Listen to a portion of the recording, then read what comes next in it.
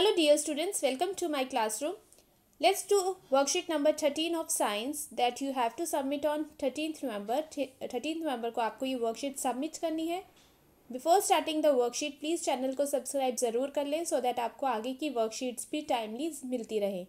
The topic of the worksheet is flower and it is from the chapter Getting to Know Plants, that is your chapter number 7. So let's start. In the last worksheet we studied about the structure of leaf. तो इस worksheet में हम flower के बारे में पढ़ेंगे. So the flower is the most beautiful and colorful part of the plant. It is attached to the stem or branch with the help of a short stalk called pedicel. तो जो flower है वो stem या branch से जिस part से attach होता है उसे हम क्या कहते हैं? Pedicel.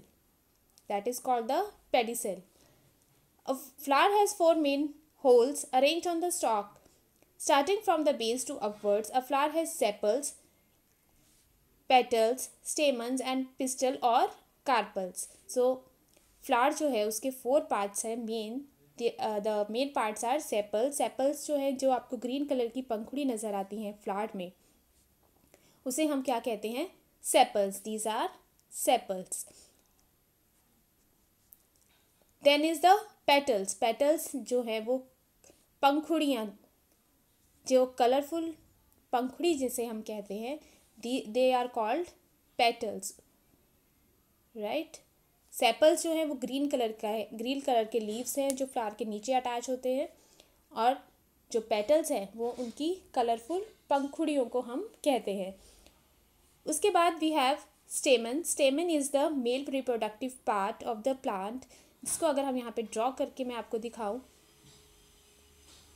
तो this is the female part and these are the stamens. These are the male part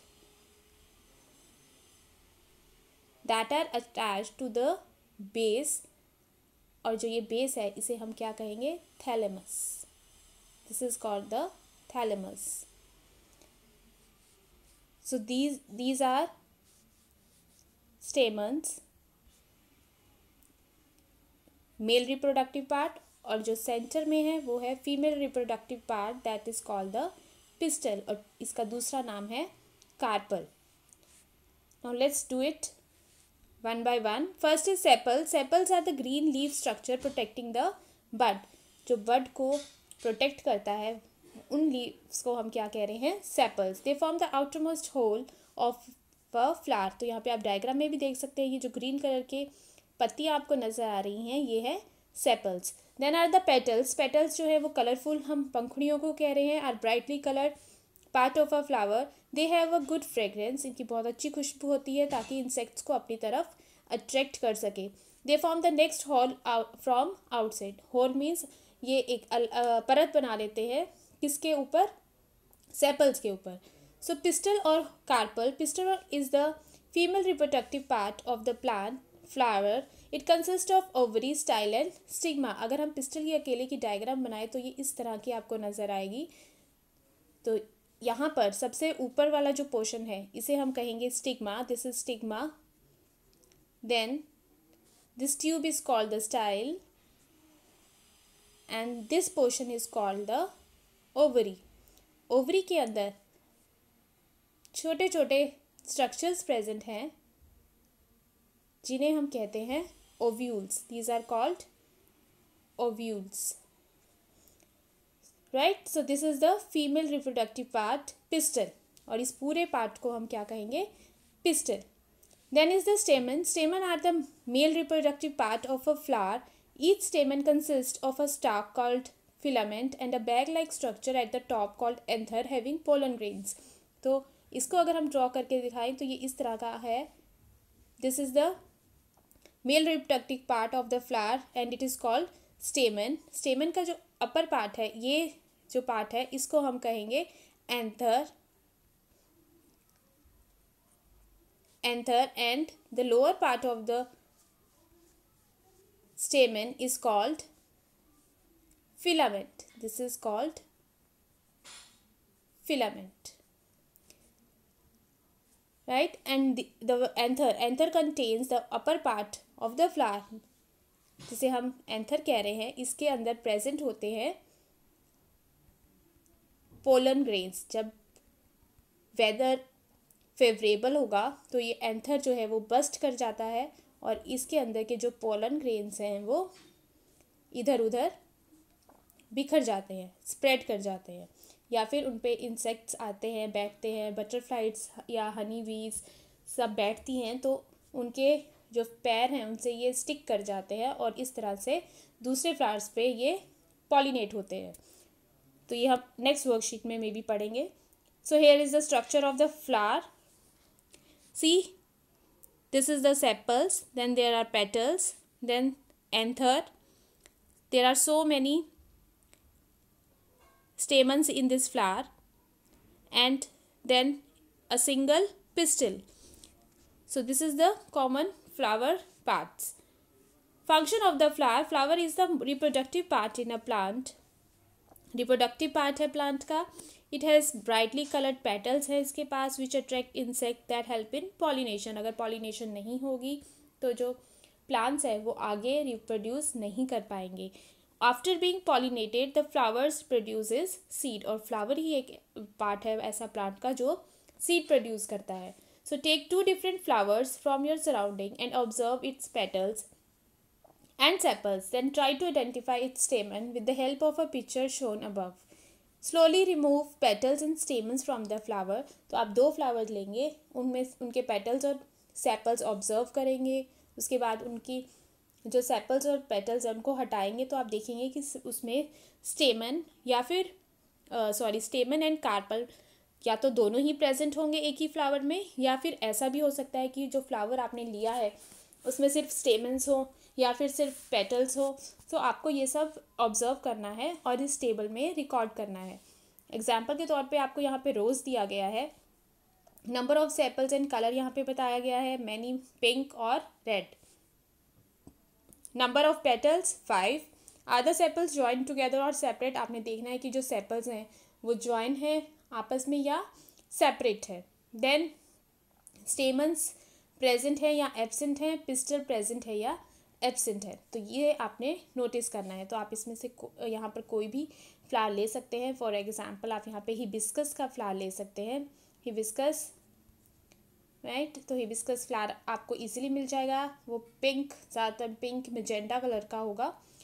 ये आपको पिक्चर यहाँ पे मैंने आपको हिबिस्कस की दिखाई है, तो आप ये फ्लावर पर स्टडी कर सकते हैं और इस टेबल को पूरा कीजिए। Next is answer the questions given below. Name the reproductive part of the plant.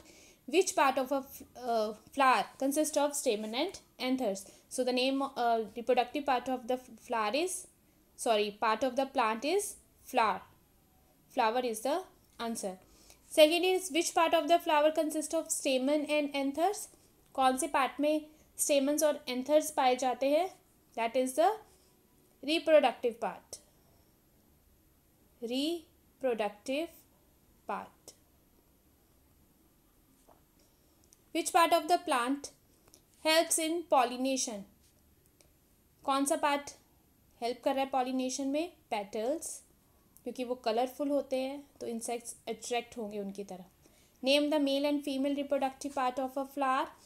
Mail part है, male part is stamen and female part is pistil या फिर आप कार्पल भी लिख सकते हैं। तो यहाँ पे ये है आइडेंटिफाई द डायग्राम। ये किसकी डायग्राम दिखाई गई है? ये आपको पिस्टल की डायग्राम दिखाई गई है। This is the diagram of pistol, right. तो ये आपकी छोटी सी वर्कशीट है बट बहुत ही इंपॉर्टेंट टॉपिक इसमें कवर हो रहे हैं। सो प्लीज़ एक्सप्लेनेशन जो दी गई है उसे बहुत ही ध्यान से पढ़ें बिकॉज आपके एग्जाम्स में ये ज़रूर आएगा। नेक्स्ट इज साइंस की वर्कशीट के साथ जो आपकी नेक्स्ट वर्कशीट आई है that is your SST worksheet. So let's do it.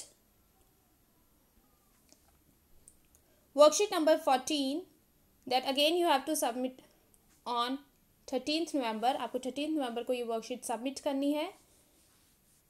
And the topic of the worksheet is animal husbandry, food storage and towards settled life. तो हमने लास्ट वर्कशीट में पढ़ा था कि किस तरह से जो ह्यूमंस हैं वो एज अ हंटर काम करने लग गए, उन्होंने एग्रीकल्चर करना शुरू कर दिया और एक ही जगह रहना स्टार्ट कर दिया। So humans gradually embraced animal husbandry and farming over the course of thousands of years. They started animal husbandry to obtain milk and meat, which is a good source of food. उन्होंने milk और meet के लिए animal husbandry मतलब पशुपालन शुरू करा, जो कि एक बहुत ही गुड सोर्स ऑफ फूड बना. Animal husbandry is actually a moving food store. When humans started growing plants, they had to stay in one place for a long time to take care of them.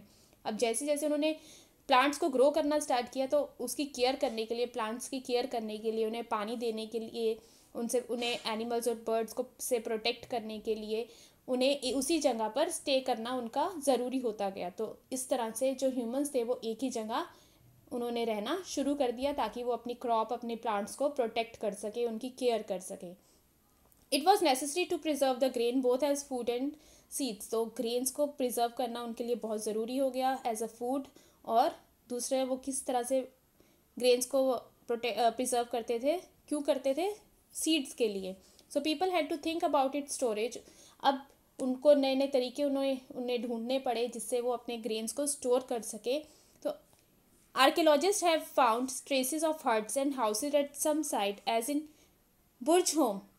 People build houses under the pit. तो जो बुर्ज home Kashmir का एक area है जहाँ पे लोगों ने क्या किया था कि पिट हाउसेस बना लिए. पिट हाउसेस कैसे बनते थे कि यहाँ पे पिट्स खड्डों नीचे खड्डे खोद के उसमें घर बनाना, उसको हम कहते हैं पिट हाउस, गर्तवास. तो पिट हाउस बनाए गए, उनमें स्टेयर्स लगा ली ऊपर से नीचे आने के लिए, और ये जो हाउसेस थे ये उनको बचाते थे कश्मीरी लोगों को फ्रॉम विंटर्स. बहुत ज़्यादा ठंड पड़ने के कारण, वहाँ पे बहुत ज़्यादा ठंड पड़ती है कश्मीर में, तो इसलिए लोगों ने जो घर थे वो नीचे खड्डों में बनाने शुरू कर दिए. Similarly the remains of square and rectangular houses have been found in Mehrgarh located in Pakistan. तो मेहरगढ़ में, जो कि अब पाकिस्तान में लोकेटेड है, मीन्स अब ये एरिया जो है वो पाकिस्तान में है, वहाँ पर भी लोगों ने स्क्वायर और रेक्टेंगुलर हाउसेस बनाए जिसमें 4 से या ज़्यादा रूम होते थे, और इन रूम्स को वो यूज़ करते थे स्टोरेज के लिए. और this is the place where man and women first learn to grow barley, wheat and to rear sheep and goats in this region. और वहाँ पे इसी जगह पर लोगों ने बार्ले, वीट ये सब ग्रो करना सीखा, और साथ में शीप और गोट्स को भी पाला. तो ये 2 जगहों पर बहुत सारे डेड रिमेन्स मिले हैं. आर्कियोलॉजिस्ट मीन्स जो ये स्टडी करते हैं about dead remains of humans, उन्होंने बहुत सारे खंडर उनको मिले ऐसे जहाँ पर जिनसे ये जानकारी मिली कि इस तरह के घर बनाकर लोग रहते थे. ये देखिए मेहरगढ़ का हाउस पिक्चर यहाँ पर आपको दिखाया गया है. तो किस तरह से रूम्स बने हैं, और इन्हीं रूम्स को वो यूज़ करते थे for storage. So many such graves have been found in Mehrgarh, in which some items were also kept along with the dead body. A goat was also buried along with the deceased in a grave. तो Graves भी बहुत सारी ऐसी मेहरगढ़ में मिली.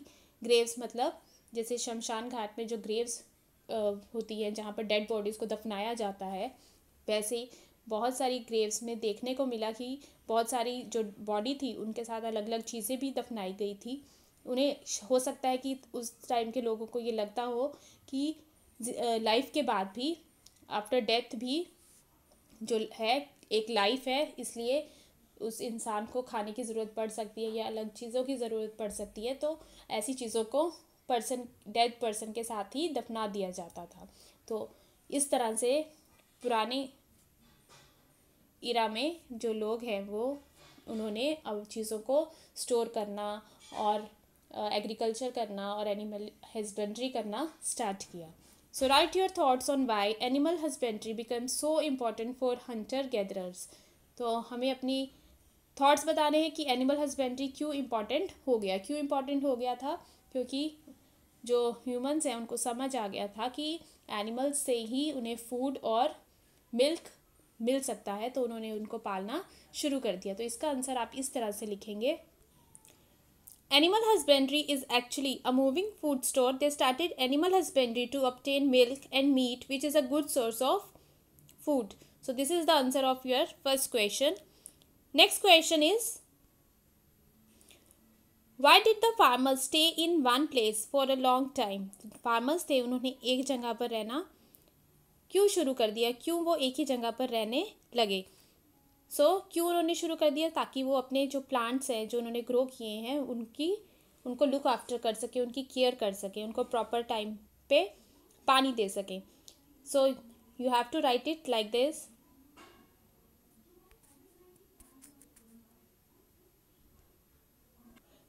Farmers had to stay at one place for long time to take care of the plants, crops grown by them. So farmers एक ही जगह पर रहने लगे ताकि वो अपनी प्लांट्स की केयर कर सके। नेक्स्ट क्वेश्चन हमारा है,